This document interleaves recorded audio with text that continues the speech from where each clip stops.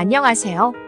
우리의 소중한 몸과 마음을 살리는 마이크로바이옴. 오늘은 질병과 미생물 수면에 대하여 함께 알아보아요.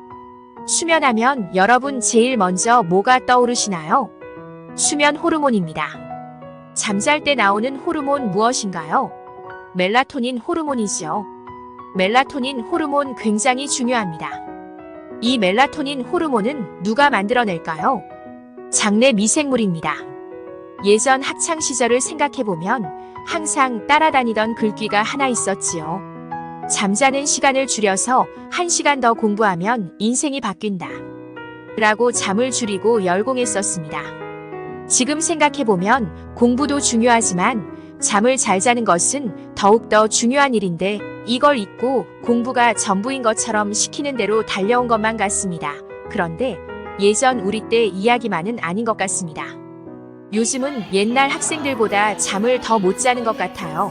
유아기부터 조기교육, 초등교육, 중등교육 등 바쁜 일상생활 속에서 잠을 소홀히 하는 경우가 너무나도 많습니다. 어린아이에서부터 성인에 이르기까지 바쁜 삶을 살아가기에 잠을 소홀히 하는 경우가 너무도 많은 것입니다. 사람은 잠을 자야 합니다. 잠을 안 자고는 삶을 살아갈 수가 없습니다. 그렇다면 잠을 못 자면 어떤 일들이 생기게 될까요? 수면과 관련된 가장 유명한 실험 중 하나를 소개해드리겠습니다. 무려 264시간을 잠자지 않고 깨어 있었던 랜디 가드너의 수면 실험인데요. 즉 11일을 잠을 안 자고 깨어 있었고 기네스북에 등재된 사례입니다.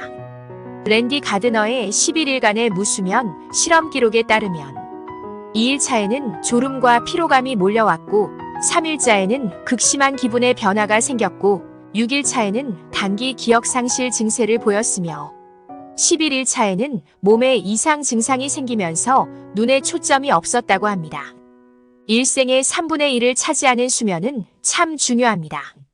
우선 저녁이 되면 뇌 송과선에서 멜라토닌이 분비되어 잠을 잘 준비를 하게 만들어줍니다. 우리가 잠이 들면 몸에서는 다양한 활동들이 일어나기 때문입니다.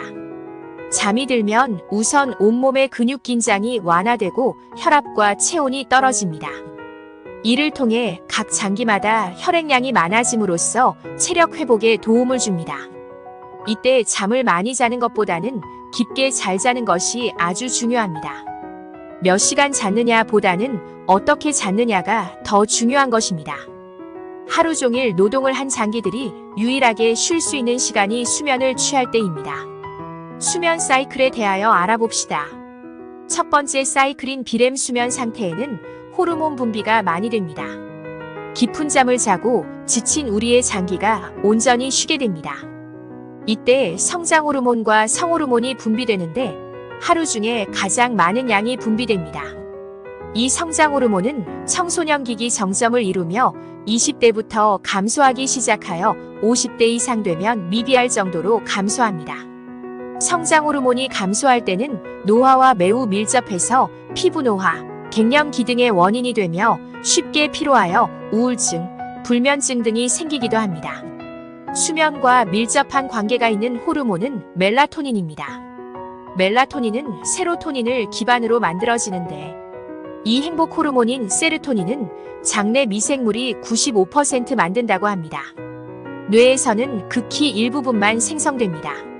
졸음을 유발해 수면에 들어갈 수 있도록 만들어주는 역할을 하는 것이 멜라토닌이고 앞에서 치매 우울증에 대해서 말씀드렸는데 수면이 매우 관련이 깊다고 하겠습니다. 수면 시 뇌에 쌓인 단백질 플라크를 뇌척수액이 씻어내는데 깊은 수면 중에 들어가면 뇌세포가 수축되어 그 세포 사이사이 통로가 넓어져서 단백질 플라크들이 잘 씻겨집니다. 만일 장내 미생물의 불균형으로 세로토닌 호르몬이 정상적으로 생성되지 못하면 멜라토닌 호르몬의 생성 또한 차질이 생기므로 결국 수면의 질이 떨어질 수밖에 없는 것입니다. 여러분, 이렇게 수면이 참 중요합니다. 우리가 깊은 잠을 자고 나면 단순하게 치매 우울증만 고치는 게 아니라 내 몸의 모든 장기를 쉬게 만들고 성장 호르몬을 분비시킵니다. 수면을 도와주는 호르몬을 멜라토닌이라고 하는데 이 멜라토닌은 또 다른 호르몬인 세로토닌과 직접적인 연관이 있습니다. 우리 몸은 낮에는 세로토닌이 지배하고 밤에는 수면 호르몬인 멜라토닌이 지배하게 되는데, 수면 호르몬인 멜라토닌은 세로토닌이 변화한 형태라고 보시면 됩니다. 낮 동안 세로토닌에 생성된 양만큼 밤이 되면 멜라토닌으로 분비된다고 생각하시면 됩니다. 우리가 아침에 일어나 햇빛의 자극을 받으면 세로토닌의 분비가 시작되며 뇌가 활동을 시작하게 되고, 해가 지면 세로토닌의 분비는 줄고 멜라토닌이 생성되기 시작하는데, 우리 인체의 교감신경이 세로토닌을 관장하며 반대로 부교감신경이 멜라토닌의 자극으로 인해 밤사이 몸을 쉬게 만드는 역할을 하게 됩니다. 그러면 세로토닌과 멜라토닌의 분비를 결정하는 것이 바로 빛입니다. 세로토닌 호르몬을 만드는 과정 뒤에 멜라토닌 호르몬이 있습니다. 다시 말하면 행복 호르몬인 세로토닌이 빛이 밝을 때, 낮에는 이 세로토닌 호르몬이 활성화가 되어 있는 상태입니다. 그런데 밤이 되면 이 세로토닌 호르몬이 멜라토닌 호르몬과 연관되어 바뀝니다. 낮과 밤의 호르몬이 다른데 치매에 안 걸리려면 단백질 플라크가 사라져야 되는 것입니다. 그러면 이 뇌척 수액은 과연 언제 흐를까요?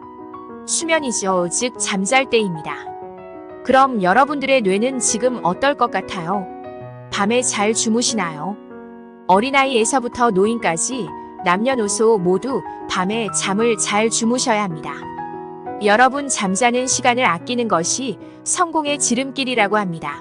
그러나 성공을 해서 부를 취했다고 합시다.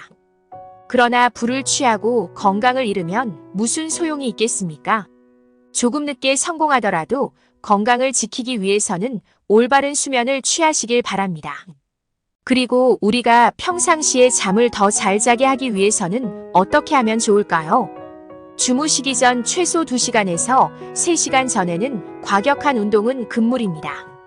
가벼운 산보 정도를 하시고 몸의 긴장을 이완시키기 위해 따뜻한 물로 샤워를 하거나 반신욕이나 조격을 합니다. 이때 따뜻한 우유를 한 잔 드시고, 잠자기 30분 전에는 밝은 불빛과 멀어지는 등 스마트폰이나 TV는 꺼야 합니다. 편안한 자세로 누워서 눈을 감고 깊은 복식 호흡에 집중합니다. 이렇게 밤에 잘 주무시는 것이 여러분들 건강을 지키고 특히 치매로 가지 않는 길입니다. 본인의 생활 습관에 맞춘다면 도움이 될 것입니다. 예서르신들의 말씀 중에 잠이 보약이다 라고 하셨습니다. 남녀노소 누구나에게 절대적으로 필요한 수면은 작은 습관이 삶의 질을 바꾸게 될 것입니다. 여러분, 인생의 궁극적인 목표는 무엇일까요? 사람마다 조금씩 다르긴 하겠지만 건강하고 행복하게 사는 게 대부분의 바람이겠죠.